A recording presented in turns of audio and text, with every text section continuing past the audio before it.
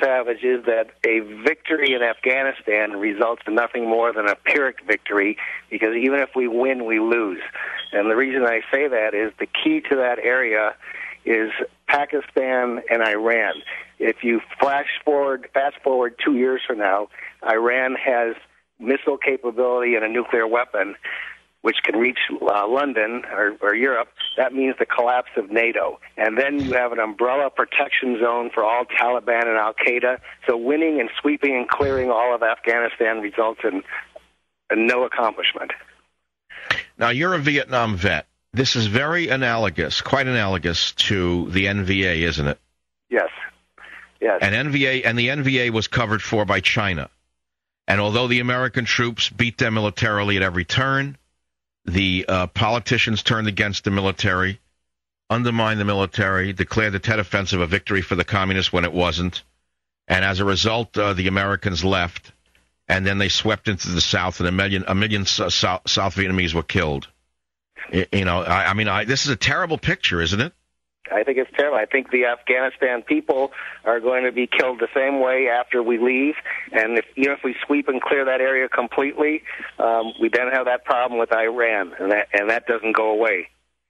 So, being a combat veteran from Vietnam, seeing the government repeating the same exact mistake as they did in Vietnam, what would you recommend, Mark?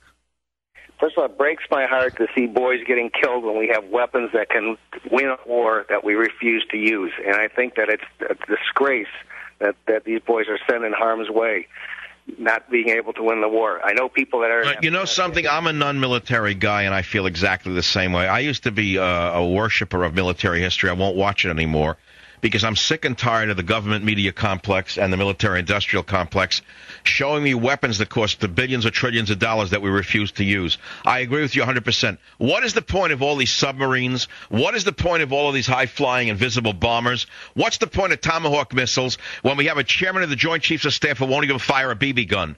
The troops are not even allowed to take aggressive action unless fired upon, and then they are not allowed to use excessive force. That is the rule in Iraq and in Afghanistan. So, in other words, they've been turned into policemen rather than military. That's exactly what Bush did to them, and now Obama's following in his footsteps. So they have to wait. It's like a bar fight. Are you going to wait for the guy to hit you, or are you going to hit him first? Yeah, well, apparently we've been telling our boys to wait till someone breaks a bottle and puts it in your face. And that's why we don't have a chance unless we deal with... Well, Mark, you know that the British lost in Afghanistan, and you know when it occurred. In fact, the poem about the Khyber Pass, if I'm not mistaken, was about... wasn't it in Afghanistan? You know anything about military history? Yeah. Are you referring to the Charge of the Light Brigade? That was... yes, that's correct. But wasn't that in Afghanistan? I think that was the Boer... Where was that? I forget now.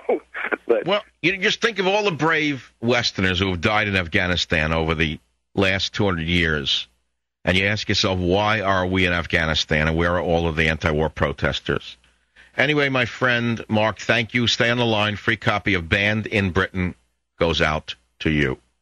1-800-449-8255 is the phone number. So who is the warmonger? Michael Savage asking, why are we in Afghanistan, or the liberal/progressives, those who have passed the torch to Obama from Kennedy? Why are all of these anti-war left-wingers, like the Dorch woman, Deutschland über alles, why is she in favor of the war in Afghanistan? Does anyone have an answer? Nobody knows. So who is the warmonger? Who is the warmonger? The illiberal left? Or the conservative right? Who are the warmongers?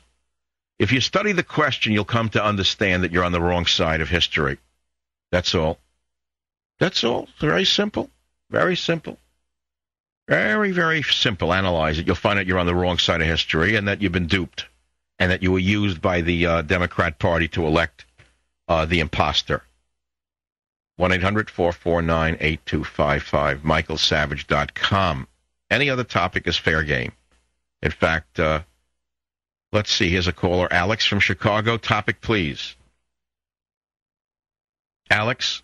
Yes, Alex, you're on the air. How you doing, Dr. Savage?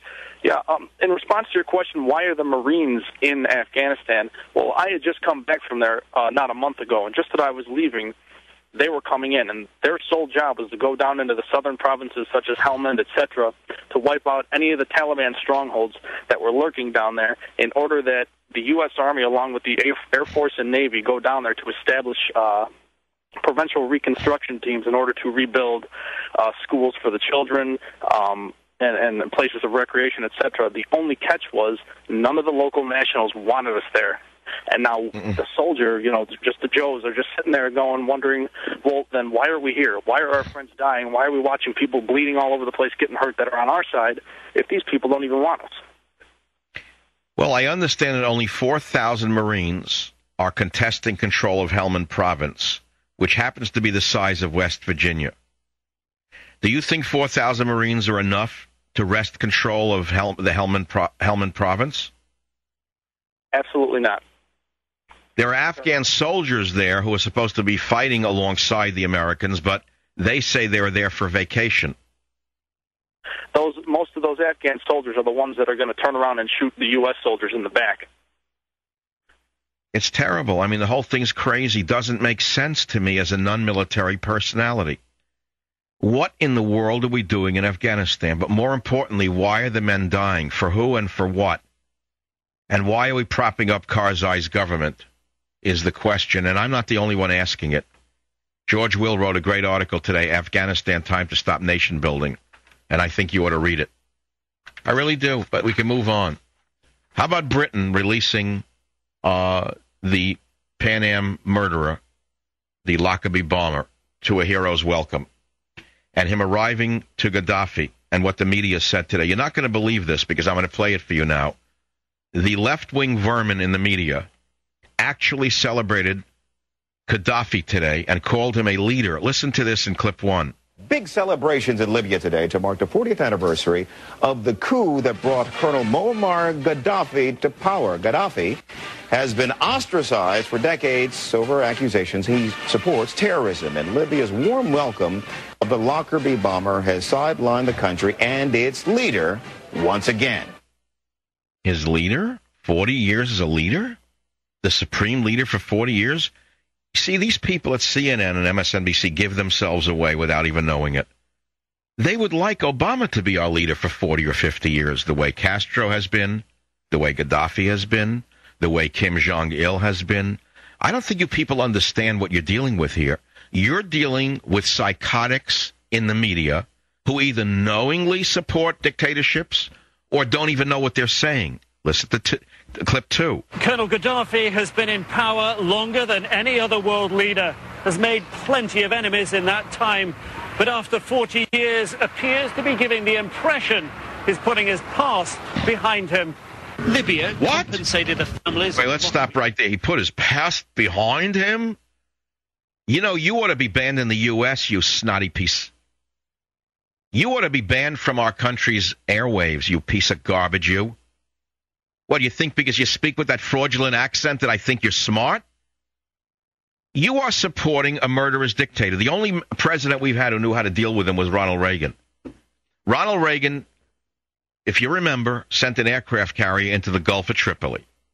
When Gaddafi threatened our interests, Ronald Reagan launched F-15s, Eagles, off the decks of the carrier, and they fired missiles into the tent of Gaddafi. Gaddafi became a changed man after Ronald Reagan's muscular response to his activities. He did not become a changed leader as a result of playing nice with him. And that is why we need a leader like Ronald Reagan again. As imperfect as Ronald Reagan was, and he was very imperfect on a domestic front, and I wrote about it even then, he certainly knew how to deal with dictators like Gaddafi, which is certainly not the same situation we have right now. Listen to 3. Hugo Chavez from Venezuela, we've seen him arrive. Raul Castro got out of his car here about an hour and a half ago.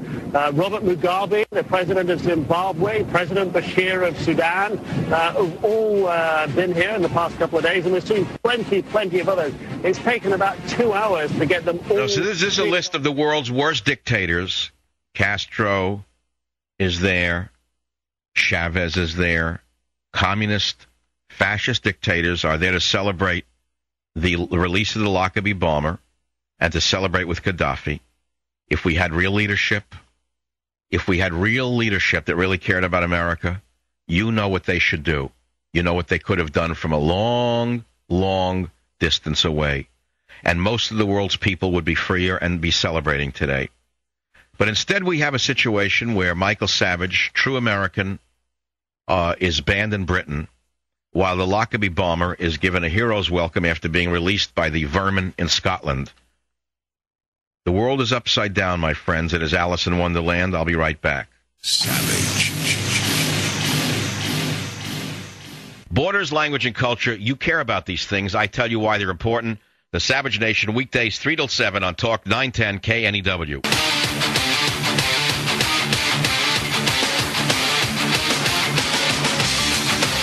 Finally, we are talking about Afghanistan, and